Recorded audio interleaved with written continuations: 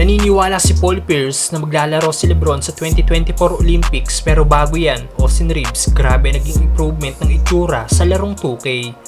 Malayo na nga po ang narating ni Reeves bilang isang undrafted player noong 2021 NBA draft dahil matapos maging two-way player ng Lakers at makita ng potensyal, kinuha na nga po ito ng team para sa isang guaranteed contract.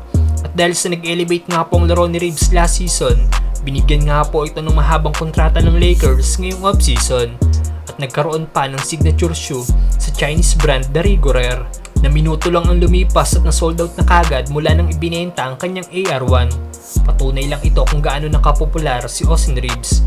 Dahil nga rin po sa husay ni Reeves, kabilang nga po siya ngayon para sa Team USA na lalaro sa FIBA World Cup.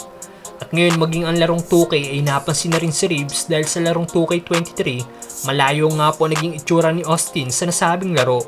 Pero ngayong 2K24, hindi nga lang po basta nakuha ang physical na itsura ni Reeves kundi kasama pa ito sa trailer ng 2K. Anong masasabi nyo dito mga brother? Samantalang LeBron maglalaro daw sa 2024 Olympics ayon kay Paul Pierce.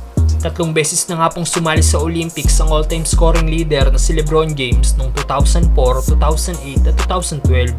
Nakakuha nga po dito ng isang bronze at 2 gold si LBJ. At ngayon magte-39 na ang 4 times MVP. Makita pa kaya natin ito sa international stage sa uling pagkakataon? Ayon nga po sa Hall of Famer na si Paul Pierce, tingin niya daw sasali daw si LeBron sa Team USA para sa 2024 Olympics para sa kanyang huling pag-compete sa international stage. Well, posible naman nga po itong mangyari dahil still elite level pa rin ang Lakers superstar na talagang makakatulong pa rin ito sa Team USA.